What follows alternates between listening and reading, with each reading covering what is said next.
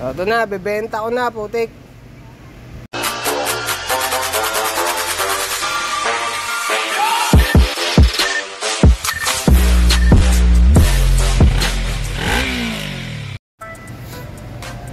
Bibidyo ako kasi ano eh ang dami nagtatanong ang putya.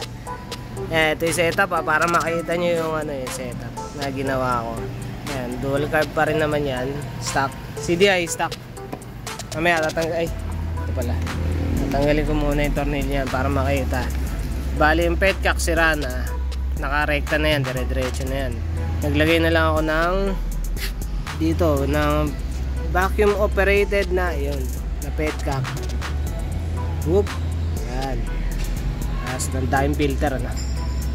Kapos kasi yung hose mahigsi yung hose na ginamit ko. Kaya isang diretso na lang sana yan. Bali yung filter galing lang sana dito. Tapos yun pupunta dun. Gusto pupunta na dito diretso. Kapos na yung hose Kaya ganyan na yung nangyari. Medyo marumi Tagal na hindi ginamit to. Lilinisin ko lang yung carb. Tapos paanda rin ko ulit para matinig ng mga tao, no? Dami kasi nag-i-inquire nito. Ayan, puro alikabok na. Hindi na kasi nagagamit. Ang tagal na. Nalawang na naman ni Bella. Pero working naman to. Working clutch, brake, throttle. Tumigas na. Tumigas na yung throttle. Nalawang na. Dali, asikasuhin ko na lang. Buksan ko lang to. Upuan.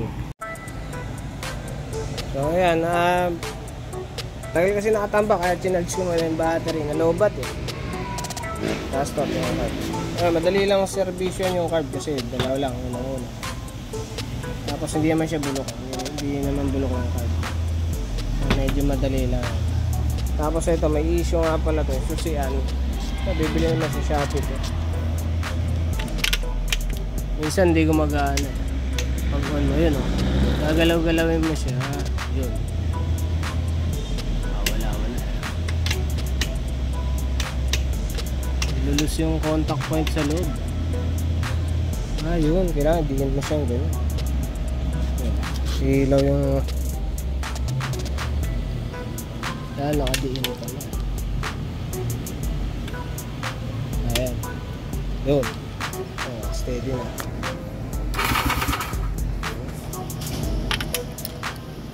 Asikasuhin ko lang yung carb tapos paanda rin natin. Okay naman to, wala issue yan. Nagagamit yan. Ito problema pag nai-stack no, yung float valve. Yan, nagkakaroon ng mga krug-krug. Hindi yung kamay ko may krug-krug yung float valve. Parang pwede pa pero parang may mga krug-krug na ako nakita kanina. Pwede pa nga ito. Check natin kung pwede pa. Ayun. Prove na. Ayun.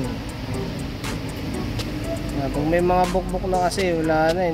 Umiipit na yan Babalitan ko na lang bago. Yan, bago yan.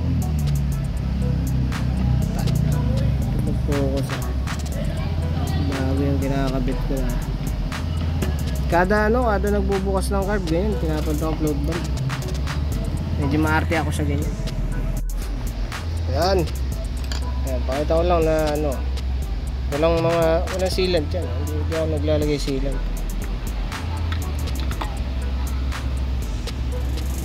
Ayan, mga puti-puti na tinubig Ayan. Ito yung CDI na ginamit dito. Stock niya yan Rental lang dito yung starter relay. Yan, isa lang isang CDI lang. Problema, susi.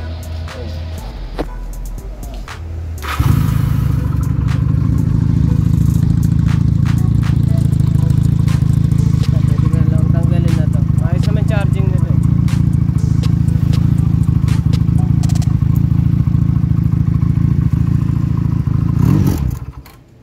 Matay. Matay sa susi yan matay.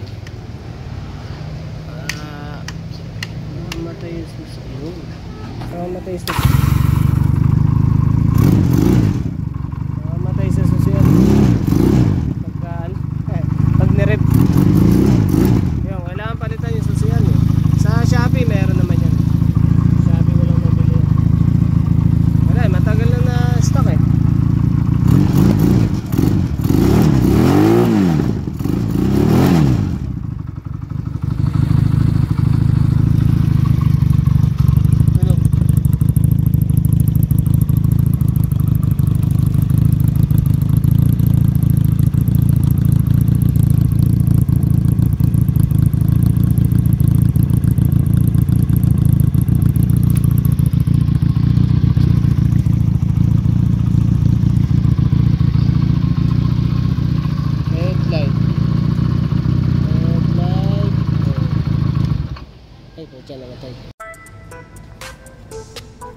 So ito na, ano oras na ba?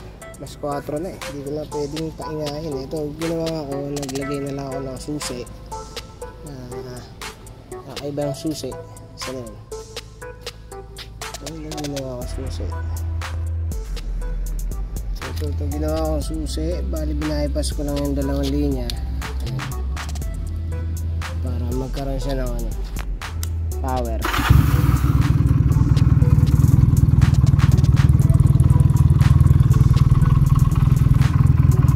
Pinalitan ko na rin yung bago.